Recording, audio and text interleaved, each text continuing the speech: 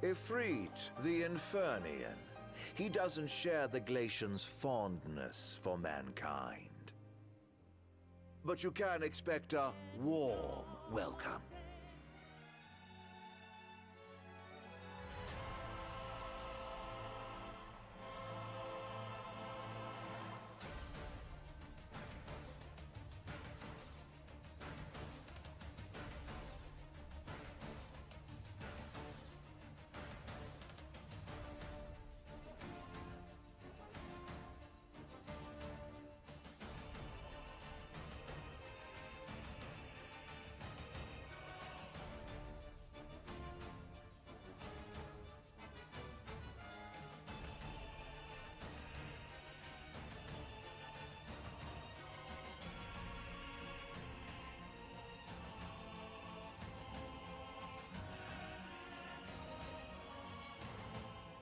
Bonjour à tous et bienvenue pour ce nouvel épisode de Fantasy Story. Aujourd'hui, je vous emmène dans les contrées orientales pour vous parler d'un monstre sacré de l'univers de Final Fantasy, j'ai nommé Ifrit. Alors, quelles sont les inspirations de cette chimère éponyme? Pourquoi est-elle si présente dans l'univers de Square Enix? Et quelle place a-t-elle dans la religion ou encore la culture populaire? Nous allons répondre à toutes ces questions dans cette vidéo. Pour commencer, petite session flashback, Ifrit fait sa première apparition dans Final Fantasy 1. Invocation liée au feu et ayant plutôt une forme démoniaque à l'origine, il verra son apparence modifiée pour un côté plus animal et plus nature au fil des épisodes. Il apparaît dans pas moins de 35 jeux de la licence, des jeux numérotés comme des spin-offs.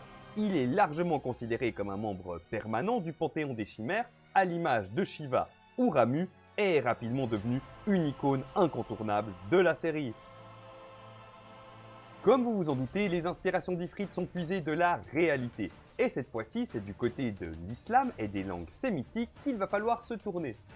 Dans les croyances sémitiques, c'est-à-dire les croyances de cette région-là, il existe des créatures surnaturelles, souvent malveillantes, qui peuvent prendre différentes formes, végétales, animales ou anthropomorphes.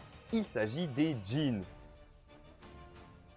En général, ils disposent de compétences psychiques avec lesquelles ils influent de manière néfaste sur l'esprit des humains, un peu à l'image de mauvais génies. Mais certains disposent d'autres pouvoirs, notamment de sorts élémentaires ou encore de forces démesurées. Vivant principalement dans les points d'eau et les déserts, ils sont la plupart du temps représentés drapés dans des flammes d'un feu sans fumée.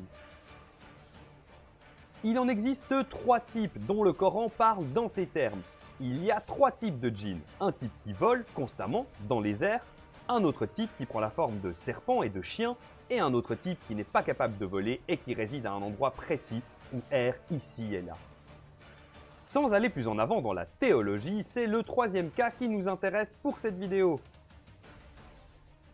En effet, dans la culture islamique, les djinns dits terrestres ont un nom qui leur est propre. Efrit, prononcé aussi Efrit, Ifrit, Hafrit, Hefrit ou Afrit, excusez ma prononciation. Les Ifrits sont des créatures puissantes, souvent utilisées comme ouvriers et pas forcément malveillants, contrairement aux 2 autres catégories. Ils peuvent, en fonction de leur envie, aider les gens ou les tourmenter. Plus forts que leurs cousins, ils ont tendance à sceller des pactes avec les humains pour les aider dans leur quête de vengeance et préfèrent, eux, les grottes, les volcans ou les endroits désolés comme résidence. D'après une source ottomane, il suffirait de réciter une doua bien particulière pour pouvoir se débarrasser d'eux assez facilement.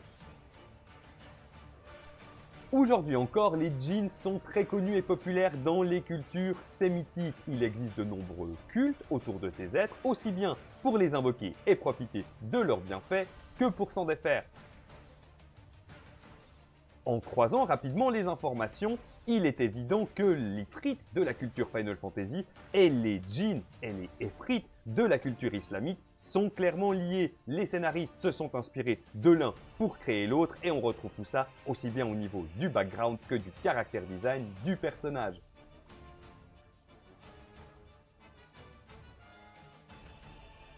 Mais les djinns ont su se frayer un chemin dans la culture populaire bien au-delà du jeu vidéo.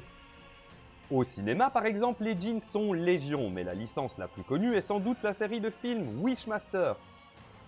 La licence met en scène le réveil d'un ancien djinn enfermé depuis plusieurs centaines d'années dans une opale de feu et qui revient afin de collecter les âmes. Pour ce faire, il réalisera le vœu des humains qui l'en doutera d'une manière plutôt dégueulasse et fera des bons gros carnages. Les films ne sont pas tous égaux et brassent pas mal de mythologie entre elles, le caractère design et les effets spéciaux sont bien vieillots, mais ça se laisse regarder si le sujet vous intéresse. Plus actuel, un nouveau film intitulé sobrement Jin sera à l'affiche en 2019, et au vu du titre, il semble bien parler de notre créature. Mais là où les djinns reviennent le plus souvent, à la télé ou au cinéma, c'est souvent dans des mauvais films d'horreur de série Z, à petit ou très petit budget, qui ne les mettent pas en valeur et qui les relaient simplement au rôle de démons basiques. Je souligne tout de même un épisode de la série True Blood qui s'y consacre entièrement, mais on retrouve ce personnage dans pléthore d'autres créations plus mauvaises les unes que les autres. Le presque mauvais génie a aussi une place relativement importante dans la littérature orientale, le récit le plus connu étant celui de Scheherazade dans les Mille et une nuits, le conte du portefaix et des trois dames. Nous voici déjà au terme de cette vidéo qui, je l'espère, vous a plu. Si c'est le cas, n'hésitez pas à vous abonner, lâcher un petit like, la partager, voire même lâcher un commentaire que je lirai avec grand plaisir. En attendant la prochaine vidéo, je vous souhaite un très bon début d'année et je vous dis à très bientôt. Ciao tout le monde!